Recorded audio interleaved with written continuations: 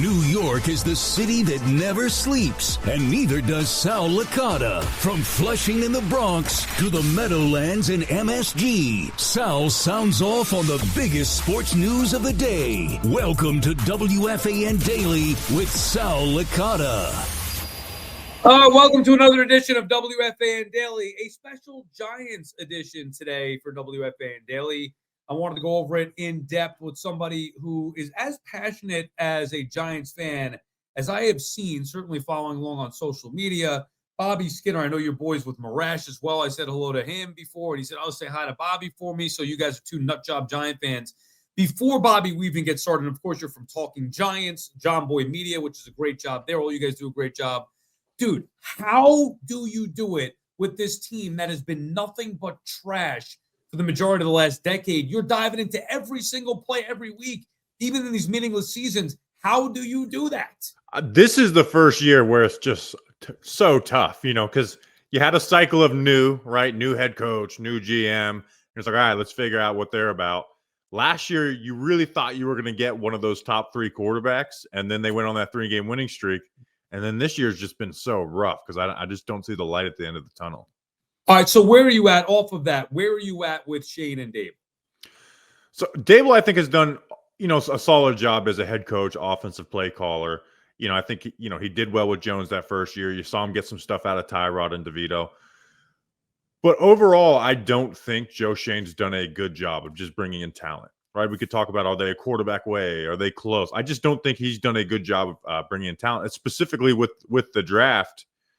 But I would be willing to give him, another year, right? Instead of, the Giants resetting so often. My worry, though, is that he's going to force a quarterback this year, even if he truly doesn't believe in that quarterback, because he knows he needs to get one at all costs this season.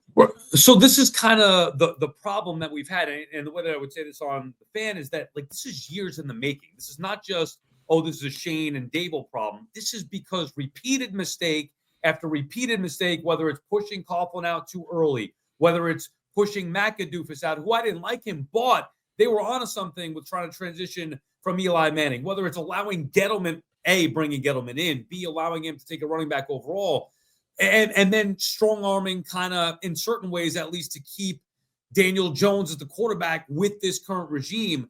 It's a mess. I would not compound the problem by cleaning house and going with the new regime, because I don't believe that Shane and Dable are problems. But, I'm losing legs to stand on here. They keep losing these games. To your point, where's the talent on this roster? So I guess the long-winded question is, what do you think is the biggest reason for why the Giants have stunk this year? Well, Daniel Jones has, he's played the worst ball of his career. He's just not, and we know that he wasn't great before, but I think he's a worse version of himself, where he's a little bit shell-shocked. So that is the number one issue. But the issue for the total team, Joe Shane's just been really bad at drafting. The first two drafts stink. They're your best player out of that is Kayvon Thibodeau, who's not really worth the 5th overall pick, right? So far. And then this most recent draft feels good, but we always have a tendency to overrate rookies in the year. Now, Neighbors and Tracy, I think those guys are hits, but they're taking victory laps on Newbin Phillips and Theo Johnson. I don't think any of those guys have accomplished a ton. So I think it's that. It's just they've done a really bad job drafting. They had 18 picks, and the best player out of it's Kayvon. The second best is Wan'Dale Robinson. Is it fair, Bobby, to evaluate a general manager in 2.5 seasons? It is. But what I'll say is I don't think Shane's been a disaster. I think free agency trades, he's done a fairly good job. Now, I think he made a mistake letting McKinney walk. I think even if you wanted to bring in a Brian Burns, you shouldn't have created another hole and you figure out a way to keep McKinney. You have healthy cap going forward. So I don't think he's been a disaster. But again, what my worry is that he's I was happy that he didn't draft J.J. McCarthy last offseason. Okay. Because I didn't believe J.J. McCarthy was a franchise quarterback. I would have traded up for Drake May like they were trying to. Yeah. My worry is that if there was a J.J. McCarthy in this draft, he'll take him just because he wants to take the quarterback, and that putting themselves in another bad cycle like they were in with Daniel Jones. So did you like the Neighbors pick? I didn't like it, not because of Neighbors, but because I thought they needed a quarterback. And I'm with you, I don't care what it would have cost. If you believe Drake May is the guy, trade up to get him because you know how hard it is to get that quarterback. Did you like what they did with this year's draft taking Neighbors? They want. I mean, they tried, and then at the end of the day, Robert Kraft said, "No, we're drafting a quarterback in this." Yeah, because I just don't think JJ McCarthy's a franchise quarterback. I think he can be a good quarterback, especially I think he'll look good in Minnesota once he gets his chance over there. But I think even if you got like close to the best version of him, I still think you're wanting more 3-4 years down the road. So Penix, Bo Nix, there's some options there. But look, you could have traded down versus taking a wide receiver to throw into a mix where they haven't built the foundation. But here's the thing: is they need stars, right? I used to be the trade down guy. I always trade down. But you know what? They lost out on Micah Parsons or Rashawn Slater or Devontae Smith for trading down a few years ago. So this team just needs all pro caliber players or that franchise quarterback. I didn't think any of the franchise QBs were there at 6, so I was all in on taking Neighbors at 6. All right, so then what do you do this year? Let's just say that they keep Shane. We'll get to Dable in a second. Let's just say that they keep Shane and Dable. Where do you go for quarterback this year? Well, now I haven't watched. I don't. So busy throughout the week. I don't really watch a ton of college football on Saturday. Yeah, you're breaking down every Giants play 15 times over. No wonder why you can't watch the college. Yes, yeah, so I'll tune in for college football for the playoffs when they hit. But hopefully you're there in a spot to take a franchise quarterback. Like that's the hope. That trumps all else. Again, but my continuing worry is that they're going to take this is not viewed as a good quarterback class by the people who haven't watched it, and that they're just going to take one of these guys because they know John Mara's not going to let them. Even if John Mara tells them you have 2 more years, don't feel the need to force this. John Mara will fire them if they lose again next year. See, that's a problem, though, with the structure. And how much of this blame do you put on Mara himself, whether it's with Daniel Jones, Saquon Barkley, the constant change? How much blame for their failures over the last decade or so you put on Mara? The last decade, a good amount by hiring Dave Gettleman in the first place, by being tricked into, Dave Gettleman threw Pat Shurmur under the bus to save himself and buy himself another 2 years, right? For falling for that, realizing if he's firing the guy who liked this quarterback and got the best version out of him and he wants him fired, that doesn't make any sense. So the Gettleman, I don't blame Mara really for much in the Joe Schoen, Brian Dable process. Obviously Mara wanted Daniel Jones, but at the end of the day, if you're a GM, if you believe a quarterback is not worthy of paying that guy, you don't pay him. And they didn't have to bid against themselves. So I don't blame Mara much for the Joe Schoen era at all. My worry, though, is that he's not going to blame them at all for the Daniel Jones contract because he also wanted to resign him. Right. Because it's hard to differentiate because they didn't have a clean new quarterback for their regime. But they did make a decision on a quarterback, and they chose Daniel Jones, which I still can't believe that they did that. They have to at least take some blame for that. Before we move on to Dable, Bobby, what do you think of the Shane presser this week? I hope he doesn't believe a lot of the things he was saying about how we're so close and it's this. I'm proud of the 22 draft and the 23 draft. I hope he does. I hope he's just trying to save face because he's 2-8 and there's not much he can say. But I will say he did a great job because a lot of the fan base is just buying to if he just gets a quarterback, this is a really good team because they've lost 1-score game. So I actually think he did a good job on it because a lot of people are buying what he's selling. Yeah, and I think I saw your tweet and I couldn't agree more. They're not one quarterback away. It would certainly help them, but how much? But every team's one quarterback away. Yeah, in the NFL, if you have a great quarterback, you're going to make the playoffs. You're a quarterback away from making the playoff if you want to use Washington and Houston as an example. The issue is I don't think he's done a good job. And the quarterback, that's the hardest thing to do in sports is to find that quarterback. So why are we just granting that he's just going to magically find that? Yeah, and I also don't believe that it is just that. And by the way, there is a difference between a competent quarterback who can win some games, which, by the way, we even saw Daniel Jones do to a certain extent, and then a quarterback who could win a Super Bowl. The Falcons went out and got Kirk Cousins. That's great. He's okay, and maybe they'll win more games than they would have, with Ritter before that. But he's not going to win a Super Bowl. So you also don't account for good quarterbacks having bad games either. When you just try and plug him in, every game's a good game because he's a good quarterback. Yeah, and I also think that Washington, their success is more than just, they got Jaden Daniels. No, they also have new ownership. They hired a new head coach. They hired a new offensive coordinator who's good with developing young quarterbacks. They've had weapons around him. Jaden Daniels was brought into a situation with a lot of stuff already in place as opposed to what the Jets always do or maybe what the the Giants have done in the past potentially. I think it is different, though. I like the foundation that Dable is trying to set. Where are you at with Brian Dable as a head coach in now year 3? Sorry, I was muted. I think he's a good offensive coach who adjusts to his players pretty well. Like that's what you brought him in to be. I don't think he's one of like these Mike McDaniels where it's a lot of smoke and mirrors. I think he just knows how to build around his core. I mean, you saw Tommy DeVito win 3 games in a row. You saw Tyrod Taylor, play some of his best football of his career with Brian Dable, and you see DJ get a contract off of it. So I think he's done that, and I think hopefully he's done a better job of just managing the team as a whole with the whole Wink Martindale shit last year. Mike Kafka, they're not on the best of terms. He'll probably be gone after this year. My worry is, though, Carl Banks said it too. Coach your best players. Don't be afraid to coach your best players. And I worry that a guy like Neighbors is getting bad habits with effort and attitude and practice and all and in the games that it can go sideways because I don't think they're not going to win the rest of the year. So it's only going to get more toxic. And as long as Daniel Jones most likely being benched, the aim from the fans and media is going to go towards Brian Dable now, not just Daniel Jones. So I think he's been a good head coach, not a great head coach. What do you think of Deonte Banks? I want to just get to that before I forget because you talk about coaching players. I thought Banks was good last year. I don't know what the hell happened. You're watching the film more than I am. What's up with Deonte Banks? He's just not ready to cover wide receiver ones in the NFL. I think last year he got overrated a little bit just because he wasn't incompetent out there and he made some plays. But like he's given up like the same amount of catches per game, same yards per game, getting the same amount of pass breakups per game. It's just he doesn't have ball skills. And like you can't cover wide receiver ones in the NFL without good ball skills because you can be as close as you want to be to a receiver. They'll make a play because that's what those guys get paid to do. So I don't think he's a cornerback 1 ever in the NFL, but hopefully he can become like one of those upper cornerback 2s.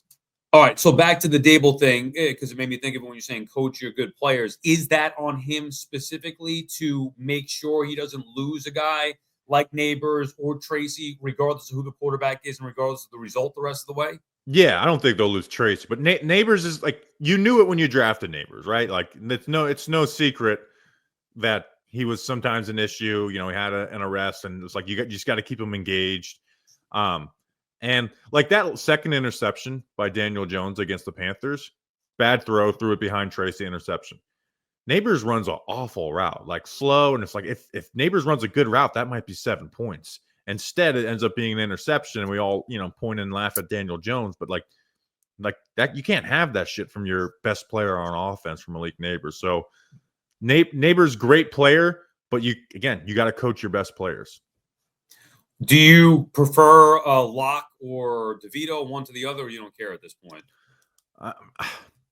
I don't care at this point. I think they're both going to be bad. Now, every time we've seen Locke with the Giants has been awful. Like that Eagles game, I mean, that was terrible. The preseason game, terrible. And then we were at all of training camp too, and that was really bad. So maybe DeVito has a better understanding 2 years in. But I'm at the point now where I'm hoping for them to lose games for the draft pick.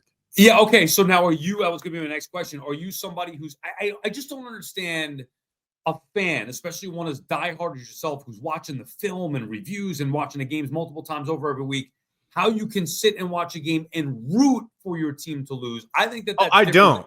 Yeah, okay. I don't in the game. If they win, I'll be happy, right? But at the end of the day, I'm just so tired of the Giants putting us in this situation where we have to have the discussion of like wins or losses. So like, right. I'm not one of these people who freaks out if you're happy after a win. Like if they beat the Bucks, in a week and a half, I'll enjoy the victory. But once the season's over, I'm like, man, I kind of wish we didn't get that victory.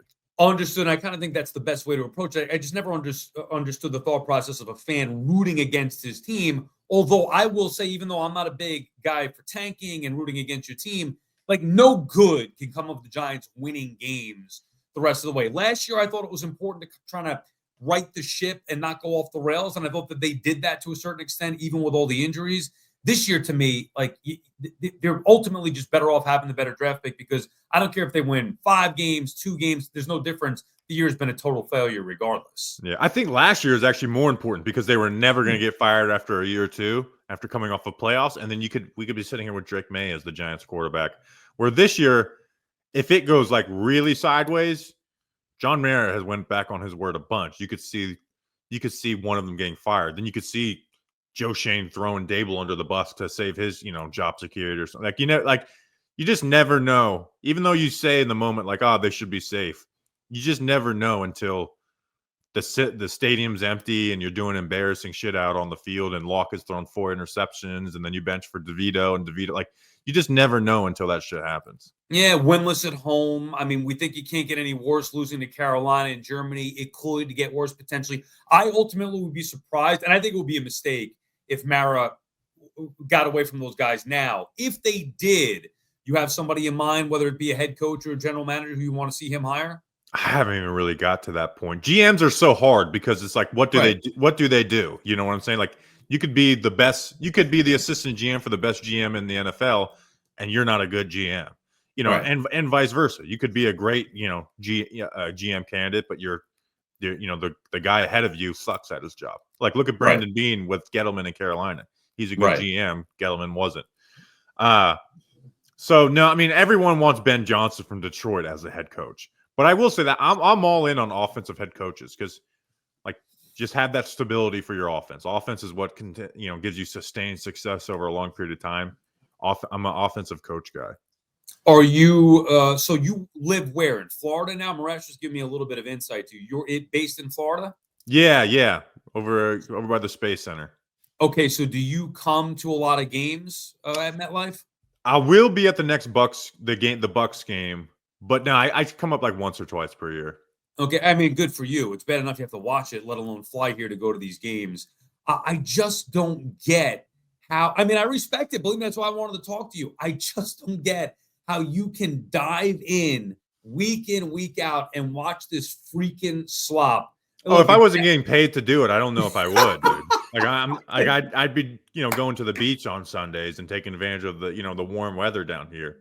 But you did get this job because of your passion for it, correct? You can take me through the timeline. I'm fascinated. Yeah, but the Giants have killed the Giants, like you said before. This is the first year where I'm just like, man, what do I have to look forward to with this team? There's nothing with the quarterback. There's, the newness of GM head coach have worn off. The defense isn't that.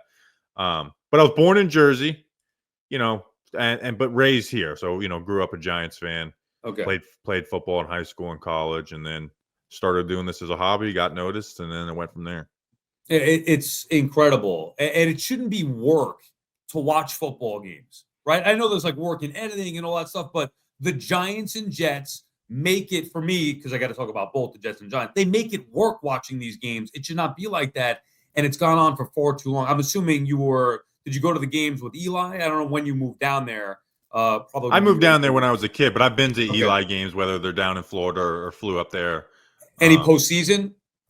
Never been to a postseason game. Game. So, which, if they ever make it back to the playoffs and have a home playoff game, I don't know who your guys' betting sponsor is, but one of our betting sponsor has a suite in there, and I'm like, if we ever get to that point, like let us live stream from that suite. That would be sick. Yeah, but playoff. I mean, I've been to playoff basketball games, hockey games, and shit. It's just another level. I couldn't imagine for the team I cared the most about. So we'll wrap it up with this. You said that one of the reasons why you're most disappointed is because you don't see a way out. How is it going to turn around? What are we looking at here for a way that the Giants could turn this thing around and become a legitimate playoff team, sustain success for the next 2, 3, 4, 5 years? That they draft a guy like Cam Ward, and Cam Ward's a really damn good quarterback in the NFL. Like, that's the reality of it. You got to continue to, get another. You can't just have one good draft class in 4 years. But once you get that franchise QB, man, it takes care of a lot of issues, man. It raises all boats. So it's just finding that franchise QB. Now, you can't force that, but finding that franchise quarterback, because it's been too long. I mean, I don't think a quarterback has ever been on a team this long with this little bit of success. Dude, that was my biggest issue. Like, it's one thing if you draft a quarterback and find out he's not the right guy by year 3 and you move on. It's year 6. There was questions about drafting him to begin with, when they did, where they did, multiple regimes, year 6 before they finally figured out that, you know what, he's not the guy. I mean, and they're more to blame than any so we had Now, the contract he got was always too. I was willing to pay him what he got. I thought he'd come in around like 35 mil per year, but that's still an Right. L, even if you did do that.